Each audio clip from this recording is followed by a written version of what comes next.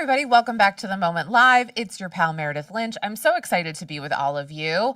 I was in DC and now I'm back and better than ever. And well, I don't know if I'm better than ever, but we have so much going on today. I am really excited. We have Jess Craven, who I literally stalked at this conference that I was at and was like, will you please come on our show on Friday? We have so much to talk to you about. But in the meantime, we have some very interesting hot topics that we're going to get to. First of all, I want to talk about Rebecca Grossman. This is that Los Angeles socialite who is now been hit with a huge amount of money to pay back this family whose lives, I would argue, she effectively ruined with her reckless behavior. So I want to talk about her. We're going to talk about TMZ in DC, and then we're going to talk a little bit about Graham Plattner. And when Jess comes on, I want to talk to her about Jimmy Gomez. Yeah. I also want to talk to her about just like where we're at in this California governor's race and the LA mayor's race. So anyway, yeah, it's good to be back. I missed you. I missed you too. It is good to be back. Yeah, we got lots on the docket today. We we put this show together and we're like, what do we want to talk about? And then news drops and we're like, oh, we got to talk about that too. So we've got lots in the mix. Okay. You bring me up to speed on this socialite Rebecca Grossman story. I've seen it in the ether, but you explain it. Okay, so this is something that happened, I think the original incident happened in 2020, but this woman, Rebecca Grossman, and her boyfriend / maybe they were having an affair, former Dodger pitcher Scott Erickson, were driving after going on a date in separate cars, and they were street racing in Westlake Village, which is it's insane to street race regardless. Yeah. But it's one thing to be like, oh, people were street racing. There's some areas where people street race. Mm-hmm. They were street racing in the evening. Yeah. And she was going 83 miles per hour or something insane like that. She hit two little boys in a crosswalk, and then she fled this scene, okay? Crazy. And it is such a disgusting case, and she has tried everything to get out of it. She's from big money. Her father was big money. Her husband's, got a ton of money. Her ex-husband, rather, or I don't know if they were separated at the time. But anyway, she's serving 15 years for this, and she was hit with a civil suit that awarded $176 million in damages to the victim's family. And they found that Rebecca Grossman and this guy, he's a former Dodger pitcher, Scott Erickson, were found that they acted with malice. And I just cannot believe the fucking disgusting behavior that has to happen to get you to the point where you think it's okay. And by the way, she had been drinking alcohol. She had taken Valium. It's just disgusting. Yeah. And, not that I am excusing behavior of her at all, but do you want to know what his punishment was? Tell me. He had to make a PSA about not driving too fast. Wait, that's crazy. Is it one of those things where it's just because the legality of it, she's technically the one that hit them? No, yes. But he could have just as easily been the one to have hit them. Totally. And also did they both drive off? Or did he stay? I believe they both drove off. And the other thing about this is she then tried to blame it on him. She then said, no, he was the one that hit them, and then I took the fall for him.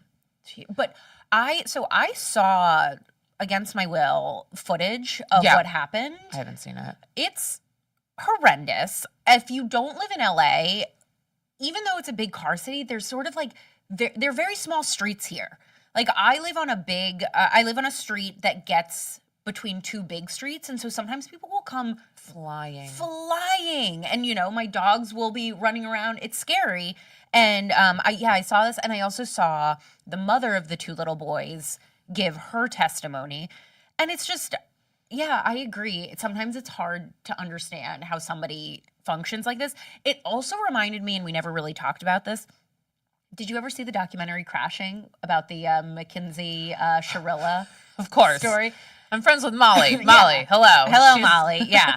Yeah, it sort of reminded me of that, where it's these people who act completely recklessly, clearly on purpose to some degree or another, have very little remorse. I guess sociopaths. I don't know how to. I don't don't know know. how else to categorize these I people. also want to talk for a second though about like there is this thing. This is Westlake Village, and I actually met this woman the other night from Westlake Village. Really cool woman, and I was just like asking her. She's a mom. She has kids, and so I was like, oh, like what's it like out there? Like Yeah. because you never know. Like if I plant roots here in LA, maybe I'd Sure. move Yeah, to yeah. someplace different in the valley or something.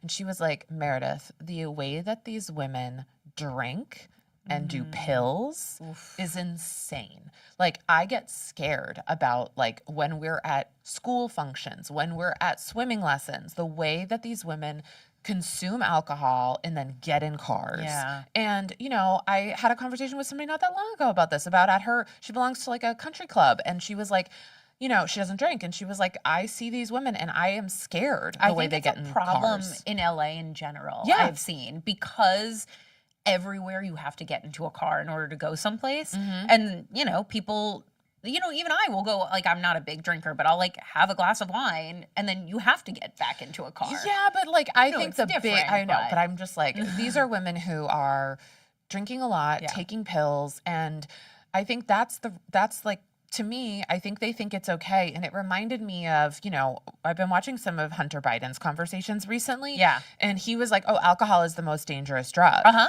And I think people were really upset by that. Yeah. But I think what he was saying was, he was like, the thing is, when you talk about alcohol, it brings up almost everybody's relationship to alcohol, which has become so normalized, and then they get really defensive. Yep. Whereas, like, you can't really bring up meth to most That's people. right. That's right. Yeah, totally. And I mean, I had somebody in my life who is sober, and she was the first person that pointed out to me, is like, think about it. When you're bummed, you drink. When you're happy, you drink. When you're with friends, you drink. I mean, like, it is so ubiquitous. We use it as such like a social lubricant that we don't notice how often. Right. How yeah. often we're how using often it. we're using it. And I Yeah. also think, like, not to give Rebecca Grossman any grace whatsoever, but like, this is for these other women. Life is really hard right now. Yeah. Like, life is really fucking hard. Whew. And especially for women who are trying to like manage and juggle so many things, and they've got little kids and they're not feeling like themselves and they're hitting perimenopause. And so, like, I don't blame people for being like, what the fuck do I do? And so you go to the thing that like you've been doing since you were 17. Yeah. But also too, the other thing about this, and this is why I quit drinking, is because your body stops processing alcohol. Yeah. The way that it used to as you get older. I can't, like when I was in my early 20s, I used to drink like Right. a 20 something. I can't have more than like 2 drinks before I'm like, oh, the next day will be done. And it Like, didn't. I I'm can't. sure it didn't used to be like that for you. No. That's why I had to quit. Is I was waking up. I would go have one glass of wine. I wake up with a headache the Yes, next day. I was no, like, you I can't can't. fucking live like this. Yeah. So I think that's the other piece of this. So Yeah. anyway, I mean, I'm not saying that RFK Jr. is right about the overprescriptions, but I mean, he's not. Valium and SSRIs are quite different. So anyway, Yeah. I just think it's a very disgusting, and it's just also like one of those examples of like the extreme privilege. Yeah, I think that's really for me. It's like, it seems like somebody who thought they were going to get away with something that this family will never. I mean, it's unfathomable. Let's move on. Yeah. Because we haven't really talked about the effect of TMZ on Washington, D.C. We kind of talked about it when they first showed up Sure. in April, and it's been really interesting. And something happened this week that made me think, wow, actually, they're really doing their job. So, the day before yesterday, Florida Representative Anna Paulina Luna tweeted that the head of Code Pink, this woman, Medea Benjamin, you would probably recognize her if you saw her. It's this feminist anti-war organization, had assaulted her on the Hill. And she called on Speaker Mike Johnson to ban her. And I saw that and I was like, whoa, that's pretty crazy. Then I'm scrolling, and TMZ releases a clip of what actually happened. I think maybe we can just play it in the background. Basically, you see this woman, Medea Benjamin, talking with Anna Paulina Luna about what happened during Marco Rubio's hearing. Mhm. And she's walking by her and pretty impassioned, and she kind of like does this. She's just like, she's gesticulating like I am. She kind of hits her. And then Anna Paulina says, stop, I'm going to call the cops. It is like truly, like there's no world in which you could call this, an assault or a slap. And I just thought it was, an interesting example of why TMZ just being around and keeping them. That was it. That was the hit. Did you see it? You barely even see it. They have to like slow it down. It's nothing. And I just thought it was a good example of like TMZ has a bad rap because they're menaces to people living their lives and they're scoopy but having them around Capitol Hill, which is a very small place to capture these videos, I was like, this is accountability journalism, and it made me want to like stop and talk about it a little bit. Yeah, I mean, first of all, keep your hands to yourselves. Yeah, but No, but like here's the thing. The problem is I'm not saying that it was bad, but the problem is you give them an inch, they're gonna take a fucking Totally, mile. sure. So like that is for Yeah. them, that is a gold mine. Yeah. It doesn't matter that right, she went for it immediately. Right, exactly. And so it's unfortunate. Obviously, I don't consider that to be assault, but it's like we do have to keep our hands to ourselves. But yeah, I mean, I think it's interesting that they are there, and I am curious, like, just because, I wonder how much money they're making there. You know, it's interesting. This is like a broader conversation, but news doesn't make good money. Right, I know. You and I know this. Is like this is the problem with journalism is like historically it's been more of an altruistic arm of the entertainment industry and people used to genuinely value it. So it was, you had a couple of hours of news within otherwise an entertainment slate and the sports and the entertainment make money and then the news doesn't. And now they don't.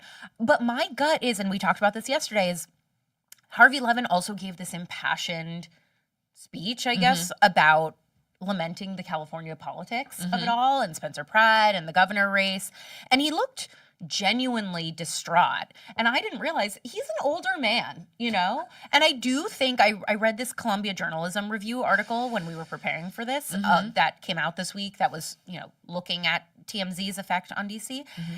And I don't think it's about money. I think Harvey Levin is like, I think we can push these people. I think he genuinely got pissed off when he saw the Congress people leave for recess. And he was like, I think we can use our resources here. So I don't know. I kind of doubt they're making money. I think it's his revenge toy.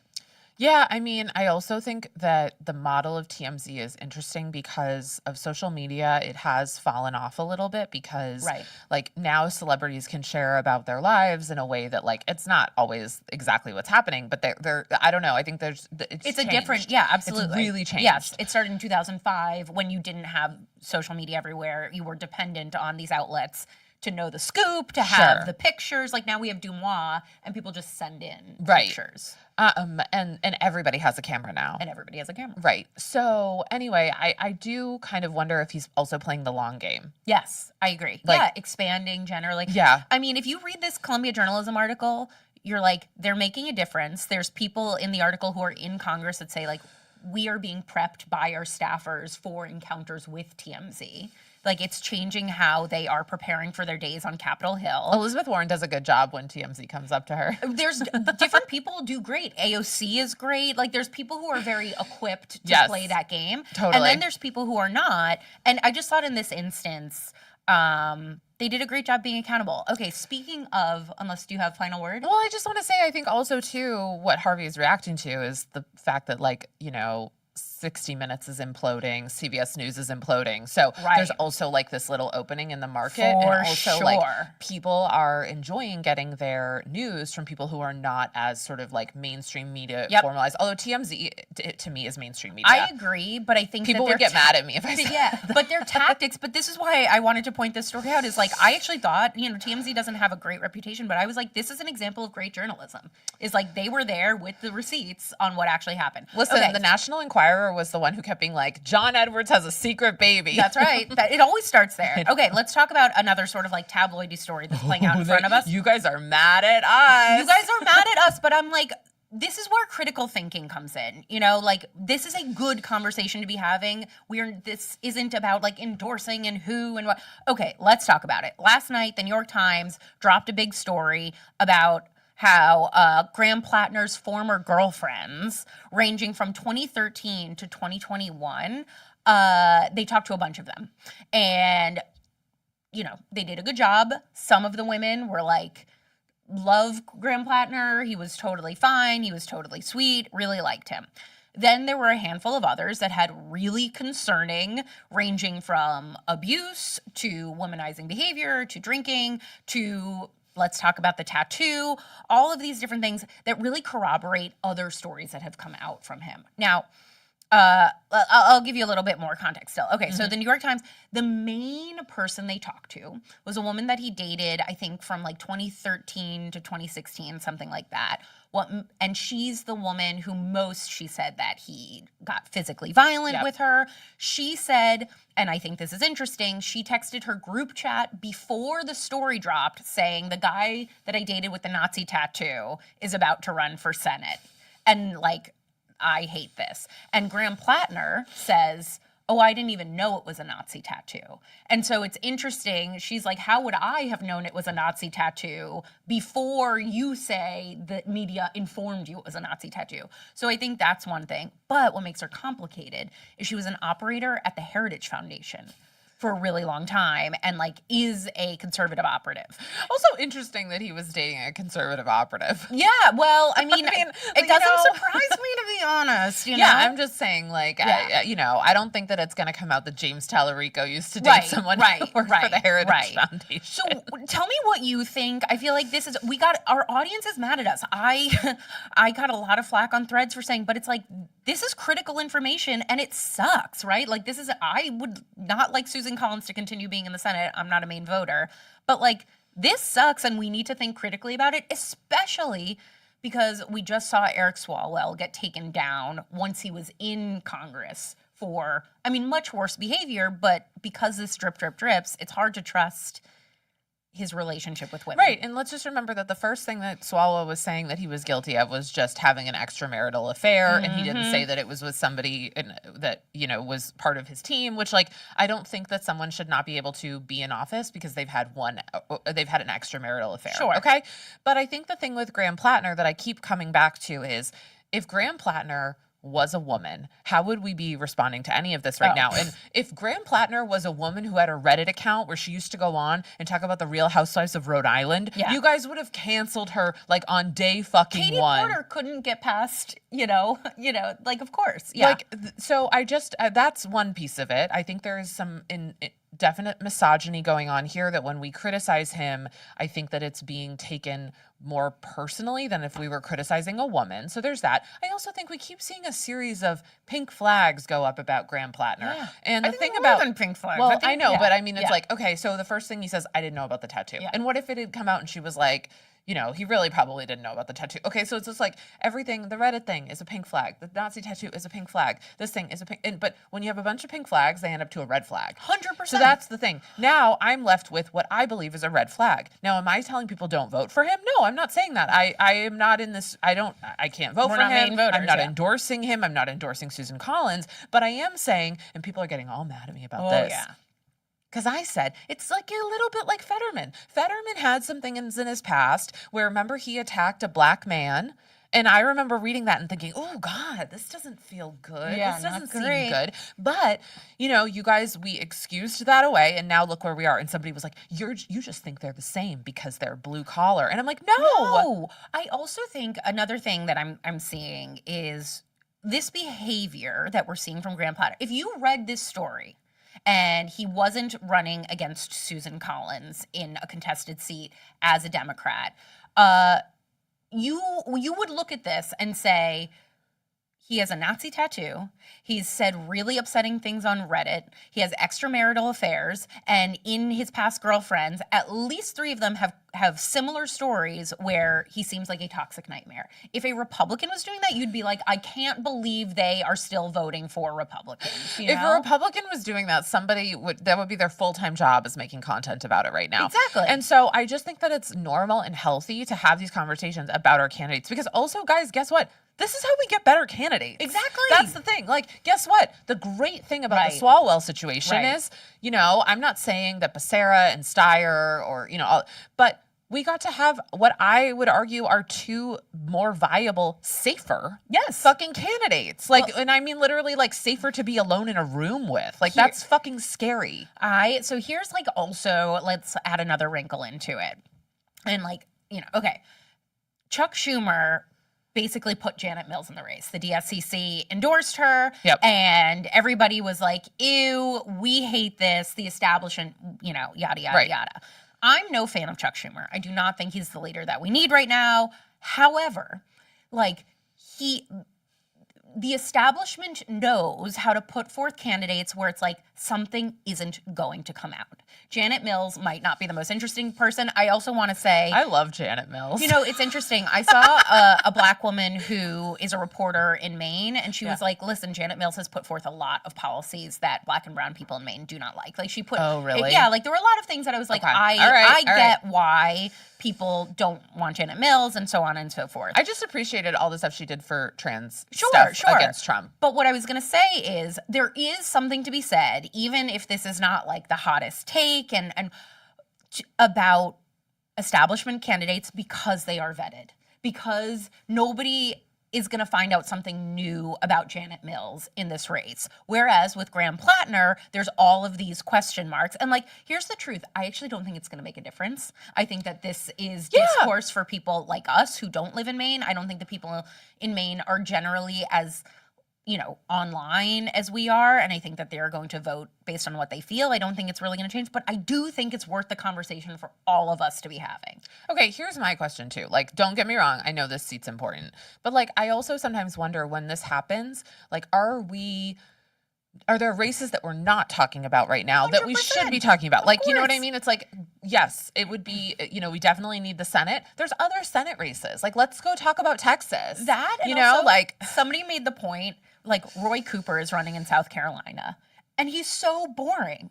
Which is good, right? Like, no, the stories that generate are like, ooh, Graham Plattner, you know, like, we pay attention to like the buzziest stories, and so like that gets attention. But like, you know, there are good candidates who are just boring, and that's a good thing. And also too, like, there are ones who are not, like, you know, when I was at this conference the last couple days, I was talking to some people. I was like, hey, have you heard about Chris Jones? Yeah, you know, I am such a Chris Jones. You are such a Chris Jones stan. Yeah. No, but like, I'm like, he's actually polling really well against French Hill. Do you realize that's like massive for Arkansas? We could, like, if we could get him in power, then like maybe we can also do more at the state level in Arkansas, right? But I think that, I think that it's. Listen, I'm no Susan Collins fan, but I was also looking at how things landed last night. Yeah. And she actually voted with Dems on certain amendments to the stuff that was happening last night. Last night? With with the slush fund? With the immigration bill. Yeah. Like, she was, you know, I mean, this is going to be so controversial. I'm just going to say it. If we have to keep a Republican in the Senate, there are worse Republicans than Susan Collins. For sure, but she's the one that's up. This is the one where it's possible. I'm just saying, if all things being equal, if you said to me, we gotta, like, you know, I'm just saying, I get it. All right, I know, I'm gonna piss the kids off. Yeah, we're gonna piss the kids. The whole thing is gonna piss the kids off. Well, you know who doesn't piss the kids off, but is like the adult in the room, which I really appreciate? We have with us Jess Craven. Jess Craven is an activist. She's a political content creator and the author of Chop Wood, Carry Water, Daily Actions on Substack. Her goal is to help the average American become more engaged in the political process, and we're so grateful to have her here. Hey, Jess. Hi, good morning, everybody. Well, it's morning for me. I think it's not morning for you, but hi. Good to see you. No, we're morning. We're in LA. Morning? Oh, okay. Oh, you're in LA. That's right. Okay, I didn't know. Yes. Hi, good morning then, everybody. Hi. Good morning. It's so good to see you. I don't know about you, but like coming back from DC, the first like 2 days when I've done the trip that quickly, I'm like, I have no idea what time it is. I'm exhausted. Yes, I'm tired. I'm out of it. It's a lot. But you're here. Okay, just before we get into it, can we ask, like, you know, because our audiences, they're not thrilled with us as we talk about Graham Plattner. And I'd love to get your take on this. Yeah. And sort of all this stuff that's coming out. Right. Yeah. It's a really difficult situation. And I agree with you to the extent that, like, ultimately this is going to be a decision that people in Maine are going to have to make. I wish these revelations weren't coming out. I wish that we were in a different situation. Ultimately, I mean, not Susan Collins, sorry. Janet is still on the ballot. Yeah. So who knows what's going to happen? I mean, I think the way I feel at this point, and again, I don't really get to weigh in on this because it is not my state, but if one more really bad thing comes out about him, I think we have to take a really hard look at that. Like, some of this stuff is really not great. On the other hand, he's the candidate right now. So ultimately, voters are going to have to make a decision. I don't love Susan Collins at all, actually. So I I tend to feel that anyone is better than her. I know she voted I the right agree. way. You were talking about the reconciliation bill. It's just total self-preservation. She I doesn't know. stand on principle. She doesn't care. She was given permission to vote against it by her, majority leader because they didn't need Yeah, her vote. But I really can't stand her. I So agree. Graham Plattner's She really has does seem to be. concerns. Well, She has concerns. We have concerns with her. Yes. we have concerns with Yeah. Susan Collins. That's right. Going back Yeah. though to the thing I said about other states, is there like another Senate race that you're like, God, why aren't you guys paying it more attention to that one though? Well, I think that Iowa's really interesting Yes. with Zach Turek. I think that, I mean, I don't know, South Carolina, like super, super, super long shot, but Texas for sure. I mean, the prevailing political wisdom is there's no path to flipping the Senate without Maine. Yeah. But, and I think that that is in a normal year is true. But this is not, I don't think this is going to be a normal year electorally. In fact, I don't think we've ever seen an election like we're about to see. So I think it's very hard to predict what's going to happen. Judging by all the special elections that have happened so far, judging by Trump's approval ratings, his disapproval ratings, the Democratic turnout in pretty much every election versus the Republican turnout, I think that we're looking at a situation that is unprecedented. So who the hell knows what's going to happen? On the other hand, we've been burned. We've been hopeful about Texas. We've been hopeful about Florida. I mean, we don't have a Florida. Well, we do have a Florida Senate race, but we've been burned. So Yeah. I hope we don't get burned this time. I don't think we're going to get burned because I don't think that.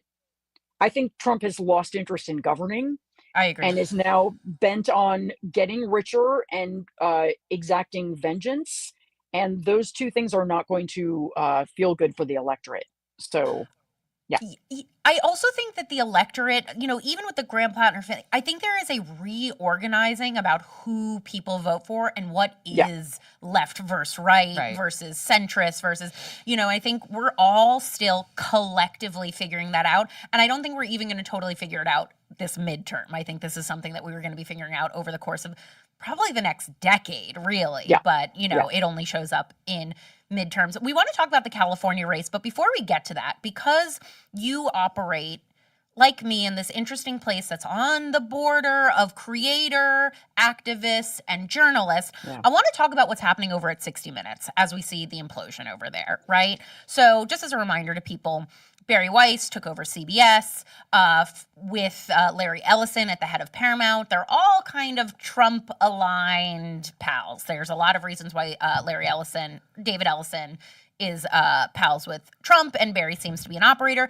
And they've been gutting 60 Minutes, the flagship journalism show. Then this week, Scott Pelley gives them an impassioned speech at a staff meeting after they fired a bunch more people. And then they fired him like summarily. Yeah. So all of this to say, I want to let you cook for a second. What did you make of this, and where does it leave journalism on the internet? Well, I think we're in an incredibly interesting moment with mainstream media, corporate journalism, independent journalism. There's a realignment. I think that history will look back on this moment as the moment when corporate journalism died. I mean, Yeah. it's being killed, and that is tragic. The end of 60 Minutes, which essentially this represents. I mean, it will still exist as an entity, but no one will believe in it anymore. The end of sort of nightly network news, and it's and also sort of like the slow demise of cable news. I mean, I think cable news is still a thing, but young people don't watch cable. I haven't had cable in 15 years. I mean, Me a lot neither, of yeah. people do not rely on cable news, and cable is going the way of the dinosaurs also, which I think is generally a really good thing, particularly because Fox News is thriving on these carriage fees that they get from cable news. And anyway, but there's this realignment happening. So just when we thought, oh God, corporate media is dying and we can't trust the New York Times anymore, we can't trust the Washington Post, all of these smaller outfits have sort of stepped up to fill in the breach, and it's kind of a beautiful thing to see. We have Aaron Parnas, running every single breaking news story from the biggest to like the most. There was something he did yesterday about like oh God, it was something about cloning something or making sourdough bread based on starter they had found in the gut of a 5,000-year-old mummy or something. I was like, wow, Aaron, he's just covering everything. So we've got Aaron Yeah. just covering everything. We have independent news outlets that have been around for a while, but that are like kind of taking a larger role. But Mother Jones, The Mm-hmm. Intercept, Drop Site, all of these sort of great smaller, the 19th, these are the ones I Yeah. watch. And then we have Substack journalists, which, in the morning when I like open up my newspaper, if you will, I open up Substack and I Mm-hmm. read all Mm. of my Substack people. Hmm. And then I open up Instagram and Threads and sort of look at what's happening there. I don't really look at the New York Times. I'll look at the Guardian. But like, I've come to really distrust most of corporate media. So I think we are looking at a moment where there is a tragic disintegration of media we have all grown up with. But at the same time, this incredible sort of Hmm. surge, and then people like you and content creators. I mean, we were all at Trending Up, or not all of us, but many of us were there, and seeing these people who are just, pulled themselves up by their bootstraps to sort of fill in the gap, and give people political information they could trust is kind of amazing. Mm-hmm. So I feel sad, but also inspired and hopeful, because in a certain sense, we're cutting away the corporate entities that control the story. They can't control most of us. Like, we're not being controlled because no one is telling us what we can and cannot cover. And Right. so there's like a layer of interference that's just been taken away. Of course, that comes with its own problems. You want to make sure you've got fact checking and all of those That's things. what But I worry about. Yeah. yes, that is a concern. And like, we all have to, I think we're all sort of learning journalism on the fly. We're all learning how to be real. I mean, but some of these content creators are journalists or do have journalistic training. So a lot of them are J lawyers. Yeah, school, Yeah, exactly. I'm baby. an Edward Right. R. Murrow award-winning journalist. Yeah. Well, there you go. Right. So there's that too. And I think that everybody is sort of sorting through what they can and cannot trust, who they can and cannot trust. Yeah. But there's a lot of trusted sources emerging from this. And I For think sure. Yeah. yeah, I think it's going to be okay. I What do you think feel Scott pretty Pelley will hopeful. do next? I think Like, Scott Pelley is going to do exactly what I bet you that Scott Pelley is going to get together with all the people that have been fired and they're going to get some Yeah. money and they're going to do an independent. I I'll don't think watch it'll. it. Oh yeah, totally. I love Scott Yeah. Pelley. The only thing Well, and that I love stinks, him more now. Like, you're like, this is what a true journalist does. Right. He stood 10 toes down. He said, Yeah, he did. absolutely, like, this is a man who's been working there since 1989. And he said, enough, there's a line that makes it not worth my job. And Yeah. this is it. And I just, like, I couldn't, it was heartening. That's what was heartening to me, the is to be only like, thing there's though, people who still do it right. my Yeah, issue I though agree. is 60 Minutes. I used to love 60 Minutes. Mhm. I think it's a great way to get educated on stories that you might need a little bit more of a Cliff's Notes on. I think there are people who are not as chronically online or chronically consuming the news. And so my one concern here, as places like this turn into basically propaganda machines for Larry Ellison, is like, there is this group of people that I'm like, are they going to go to their phones? Are they going to go to Substack? Where are they going to go Yeah. to Yeah. get sort of that they don't have the time? And, remember when we saw JB Pritzker speak, he talked about the fact that, like, the average person in, like, Illinois says that they think about the news for like 25 minutes Right. a week or something insane. Yes. And he was like, No, it's but they way think about, less than that. Yeah, It's it's like way less than nothing. that. Yeah. but they Yeah. think about healthcare all the time. Yeah. They think about how much money's in their bank account. They think about their children's education all the time. So that's like Yeah. the one thing is I'm like, where do you think those people are going to go, Jess? Yeah, it's a really good question. I mean, I think that that's the danger, is that they're going to stay at those places, not realizing that they are now being propagandized. Mm-hmm. But they're going to age out, and filling and coming up behind them will be people who have never gotten their news that way. So like CBS, under Barry Weiss can succeed for a while in doing what they're doing, but It's no gonna one die. lives in a vacuum. I feel like people are generally aware of sort of I don't know, these kinds of stories. And the person who's only thinking about politics for 10 seconds a week, or whatever this frightening number is, they're not going to watch 60 Minutes. Yeah. They're Probably not. not. Those are what we call the passive news consumers, and they're getting their news from YouTube. I That's was going where to they're say, getting that's their why news. it's truly, and then we should move on. It's so incumbent. Like, I plead the people who are making news creation to learn about the tactics of journalists, the ethics, the standards, Yeah. because that's where those people are going to go. And they're going to find people who generally agree with them and, like, we have to have more neutral sources. We have to have people doing their due diligence. And so, like, it is incumbent, I think, on all the people who are now in the creator space to, like, take up the mantle of good journalism, which many people, like Jess, I believe, are.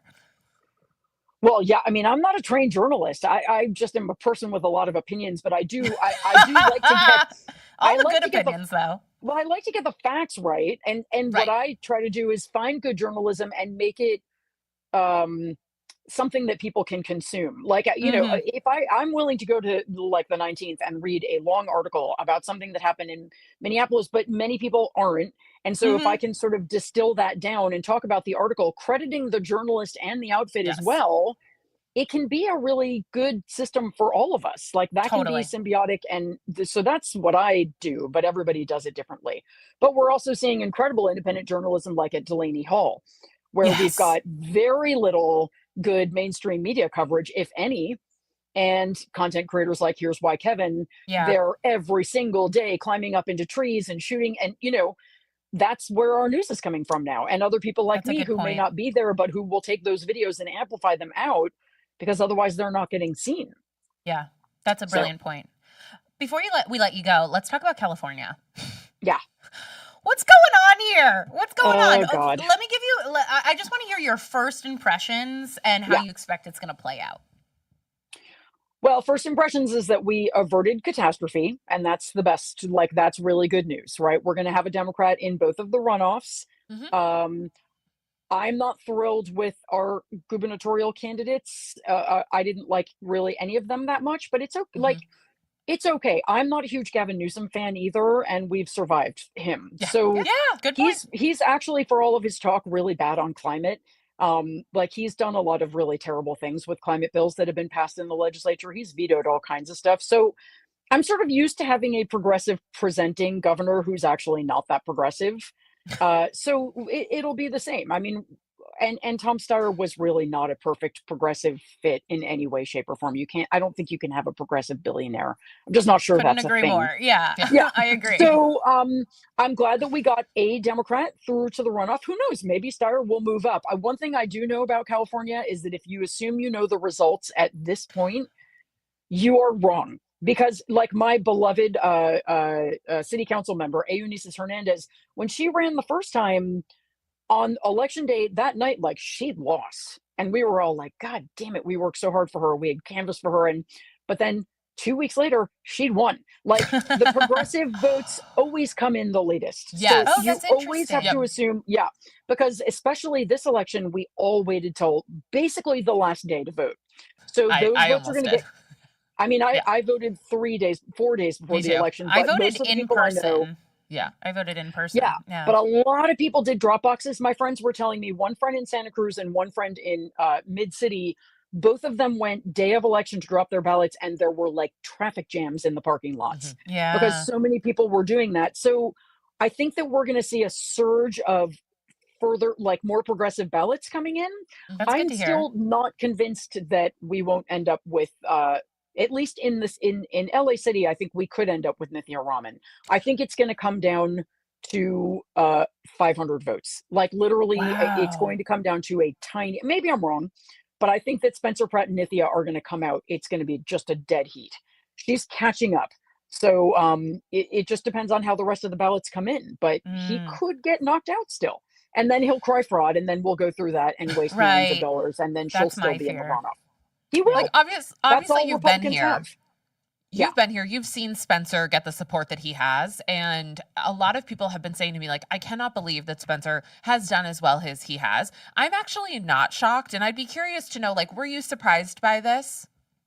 I mean, not really. I mean, we Los Angeles voted 30% for Trump as well. Like, there are Yeah. Trump voters here. Oh, for There's sure. lots of them. There, Yeah. I know one up the street who Yep. I mean, like, they exist. They're here. So he got those votes. He won't win the general. I mean, I never say never, but I Never really Right. say doubt he never. wins Yeah. the general. Never say never, especially in this era. And they'll try. Like, MAGA's going to pour a lot of money into his race, but ultimately, there's just a lot of Democratic voters here. I don't know, but it's distressing. I mean, it's distressing to see that people are still that uncaring, Yeah. and also just have that little respect for the office. I mean, this is a person who literally could not be more unqualified to be mayor of LA, which is a difficult city to run. The mayor doesn't have that much power. They have to know how to work with the city council, which technically, and the supervisors have more power than the mayor. It's so sad that people are still this detached from what government is and can be. That's what makes me so sad about it. And as Yeah. someone who knows undocumented people, knows people who are currently like terrified for their lives, Mhm. it's just heartbreaking to me that people are still so cavalier about the lives of people that they don't know. Yeah. You know, there are entire buildings filled with people hiding from ICE right now that are only surviving because volunteers are bringing them food. All over this city. It is like Anne Frank all over the city. And so when people vote for Spencer Pratt, they are voting for that. And so I can't forgive it, just like I can't forgive people who vote for Trump. This is personal to me because my husband brings the food. We are literally, my husband is like single-handedly supporting 30 families, bringing them food every week because we don't have anyone else helping us because everyone else is helping other buildings. And I don't mean to toot our own horn. This is just one way we can help. It's very bad here. So when people vote for Spencer Pratt, they are voting for human rights abuses. And I'm sorry, but that's what they're voting for. So, and Spencer Pratt has no idea how to address the unhoused situation here. It is difficult. It is thorny. And to just say they're all drug addicts and we're going to sweep them all up is like, boy, you are, that's a catastrophe in the making. Agree. So And I know. Tell also, me how you really feel, Jessica. But No, that's how No, I really feel. loved like every word. I was I just sort of like, agree. yeah, And yeah, also, yeah, yeah. the thing that all of these things, yes, 1,000%, but also, if Spencer could not manage his Shopify Crystal account, he I cannot mean, manage LA 2028. And Nithya Raman came on here Yeah. and she said, if we don't meet the budget, the LA taxpayer is on the hook for some of that money. yeah, I don't have any more fucking money. Not to give to yeah, LA. yeah. No, Really? You got Nithya's more money? great. I mean, Nithya knows this job. I mean, she knows city council. She look, I mean, everyone wants a Zoran Mamdani. Zoran Mamdani is a unicorn. He's going to happen Yeah. once in, like, he's one in a lifetime politician. But Nithya is actually, I know her. I canvassed for her when she was running for city council.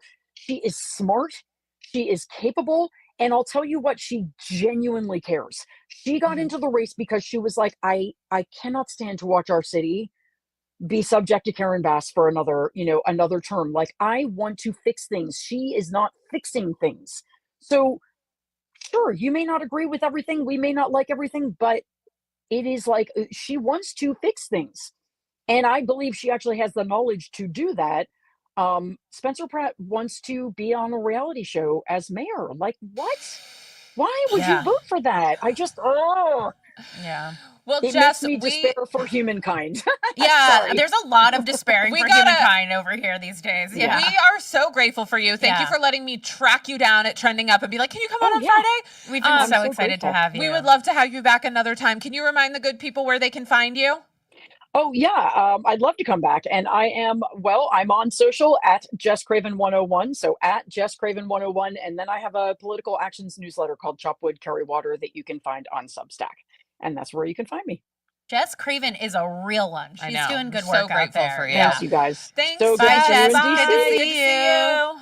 Wow. Yeah. I love Jess. I was hanging on every word when she was talking about her husband bringing food to people. I know. I was like, that's the thing is whenever we talk about stories about what we are doing to immigrants in this country right now, I just like it's hard for me as like child of immigrants, as child of Jews, who like it's hard for me not to see exactly what you said, which is like Anne Frank is happening all over this city, and one day we're gonna have to deal with the moral repercussions, like the shadow of that on all of our lives. Yeah, I think also too, it's the anniversary of the June 6th ICE raids in Yeah. LA. Mm-hmm. And it's, Oh, is that today? well, Or tomorrow? it's in tomorrow, but it's these days. It Yeah. started on a Friday. And it's really unbelievable to me that we are still seeing the things that we see. And I know that ICE, not necessarily in Los Angeles, but in California in general, they're ramping up the areas that they are going to have spaces in. Like in San Diego, they like are renting more office space, and so I've just been concerned about what's going to happen this summer. One of the things that happens in the summer that's so wonderful is more people are outside, Yep. and less kids don't have school, and Yep. like just remember, I kept saying last summer as these ICE raids were escalating, and also Trump all of a sudden got a hard on about crime in DC. I'm like, how much of this is just about people being out the fuck side, Yeah. as they should be in the summer? And we spend all of our time being like, oh, our kids are on the phone too much. The male loneliness epidemic. We need more third spaces, which I all agree with. And it's like, guess what? They need to be outside in order to do that. Like when I was a kid, not to be like when I was a kid, but I grew up on like a dead end street and there were all these kids and we would just play outside all day. Dude, I saw these kids the other day at the Nordstrom in Century City, which I do believe is a third space. Because like you can go to the movies. Absolutely. You can go out like to the food court, whatever. They were in Nordstrom and they were crawling. And I was like, you know what? Fucking fun. Like I could tell people were annoyed. They did it for like 2 seconds. They were like, well, also like that's exactly who I was when I was in middle school and high 13. school. I'm like, yeah, a weirdo. Like, You're yes, funny. Let them live. Let them fucking live. Yeah, This is they're not actually on the Chat GPT No, for once. They're being fucking like tiny menaces in the Nordstrom And second that is floor. what they're supposed to be. It's like when you're 13, you were like I remember taking so much pleasure out of being like a small annoyance to the adults around me. Like when the 6-7 thing was happening, I was like, I can remember being 12 and I would have thought that was the greatest. Funny. I would have thought it was the greatest thing. We ever. have to let them live Let a little them bit, live. but I do think it's interesting that it'll be interesting to see sort of how this all plays out. Yeah. But anyway, what's having a moment for you? Okay, I'm not on Twitter, but this was all afloat. Is Doja Cat tweeted at Elon Musk? Did you see this? No. Okay, so Doja Cat tweeted at Elon Musk. She said she wanted like some audio feature back. I don't even know what that is because I haven't been on Twitter in years. But she said, "Hey Elon, if you see this, please put the audio post feature back on here. Thanks, you frog-billed looking bitch, barrel-chested Ewok. You look like you eat sand." And I just thought that was the funniest. I was like, listen, a writer is a writer. I thought that was the funniest. I love a drag.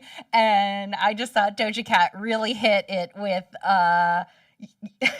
barrel-chested Ewok. You look like you eat sand. So Doja Cat on Twitter. I just feel like if you want something back, you probably That's probably not the way to get it. Probably not the way to get it. But I do think if Doja Cat insulted me at that level, I would probably just do whatever. Yeah, I think that she's probably like, it's not gonna happen.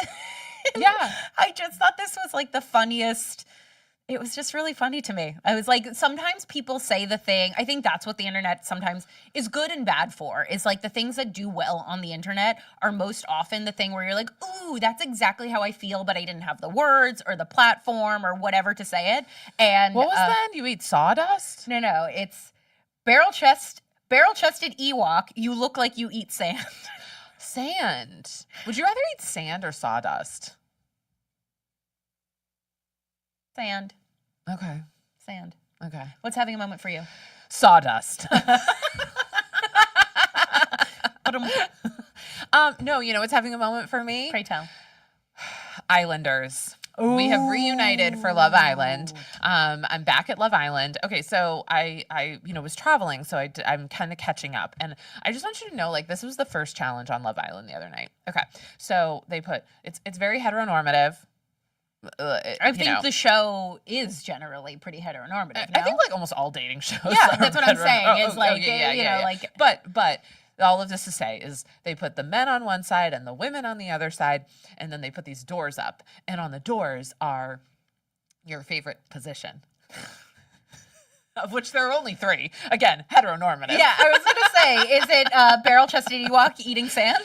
So it's your favorite position, and then you stand behind the door that correlates with how you feel. And then when you open the door, you need to make out with the person who's on the other side of the door. And I'm just like, this show continues to be a show for girls who used to make their Barbies be slutty. Yeah, for sure.